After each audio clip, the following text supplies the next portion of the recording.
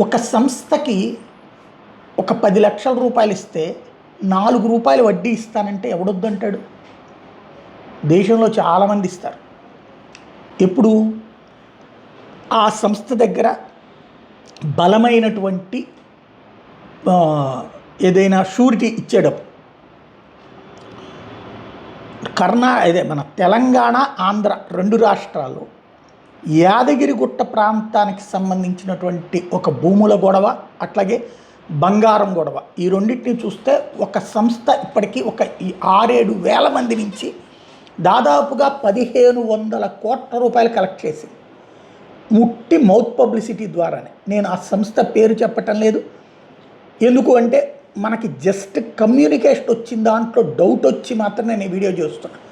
ఎందుకంటే ఆ సంస్థ డబ్బులు డిపాజిట్ చేయడానికి కొంతమందిని, అంటే కలెక్షన్స్ చేయడానికి కొంతమంది ఏజెంట్లను పెట్టుకుంది. ఆ ఏజెంట్కి ఒక 10,00,000 రూపాయలు కనుక అతను డిపాజిట్ తేగలిగితే 25% కమిషన్ ఇస్తుందంట. అంటే 2.5 లక్షల రూపాయలు అతనికి ఇచ్చేస్తుంది. అది కాకుండా ఈ 10 లక్షలు మనం డిపాజిట్ చేసినందుకు మనకి 4 రూపాయలు, ఆ సదరు ఏజెంట్కి నెలకి 3 రూపాయలు చొప్పున డబ్బులు ఇస్తాట వడ్డీ. 100కి 3 రూపాయలు, 100కి 4 రూపాయలు, అంటే ఇద్దరు కలిపితే 7 రూపాయలు వడ్డీ. ఎలా సాధ్యం అసలు ఇది? ఈ సంస్థ సంబంధించినటువంటి ఈ వ్యవహారాలు గమనించిన కొంతమంది వ్యక్తులు బయటికి తీసినటువంటి వ్యవహారం ఏంటయ్యా అంటే, వీళ్ళు రియల్ ఎస్టేట్లో పెట్టుబడి ఉందని మనకిప్పుడు మనం 10 లక్షలు, 20 లక్షలు, 30 లక్షలు పెడుతున్నామంటే మనకు ప్లేస్ చూపెట్టేస్తారు. ఇదిగో ఇది మీది, ఈ ప్లాట్ నెంబర్ 1 ప్లాట్ మీది, నెంబర్ 2 ప్లాట్ మీది, నెంబర్ 3 ప్లాట్ మీది. ఇది వాళ్ళ పేరుతో ఉంది వాస్తవం. అయితే ఒక చోట 10 ఎకరాలు, ఒక చోట 26 ఎకరాలు, ఇంకో చోట 5 ఎకరాలు, ఇంకో చోట 4 ఎకరాలు, ఇంకో చోట 2 ఎకరాలు, ఇట్లాగా చూపెడుతున్నటువంటి వాటిట్లలో చాలా భూములకి వీళ్ళు చూపెడుతున్న సర్వే నెంబర్ వేరుగా ఉంది, లింక్ డాక్యుమెంట్లు వేరుగా ఉన్నాయి.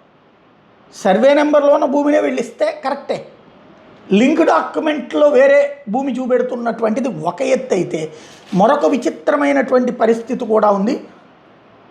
అదేంటయ్యా అంటే, మామూలుగా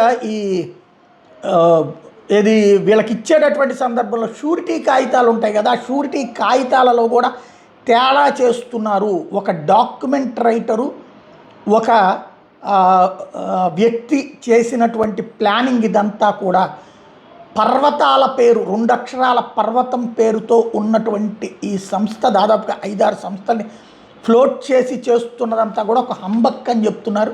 ఎందుకంటే అసలు మిగతాది ఎంత పక్కన పెడితే 25 రూపాయలు, 100కి 25 రూపాయలు కమిషన్ ఇచ్చి మళ్ళీ 100కి 7 రూపాయలు నెలకి వడ్డీ ఇవ్వాలంటే అప్పుడు ఏం సాధిస్తారంటే, వీళ్ళు చెప్తున్నది ఏంటంటే బంగారం వ్యాపారం చేస్తున్నామని.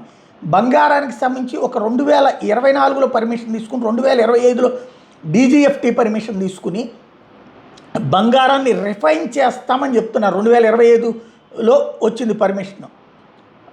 ఇంత చేస్తే ఈ బంగారం రిఫైన్ చేయాలంటే బంగారం వీళ్ళ దగ్గర ఉందంటే లేదు. ఇప్పటిదాకా వీళ్ళు విదేశాల నుండి దిగుమతి చేసుకున్నటువంటి 5.5 కోట్ల రూపాయలు విలువైనటువంటి బంగారం మాత్రమే. అంటే సంథింగ్ ఏదో జరుగుతోంది.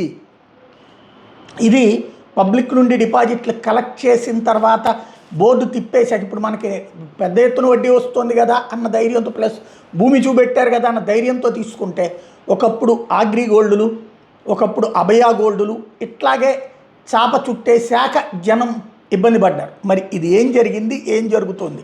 ముందు నిఘా వర్గాలు చెక్ చేయాలి, పోలీసు వర్గాలు చెక్ చేయాలి, అలాగే ఈ లైసెన్సులు ఇచ్చినటువంటి వాళ్ళు చెక్ చేసుకోవాల్సినటువంటి అవసరం అయితే ఉంది.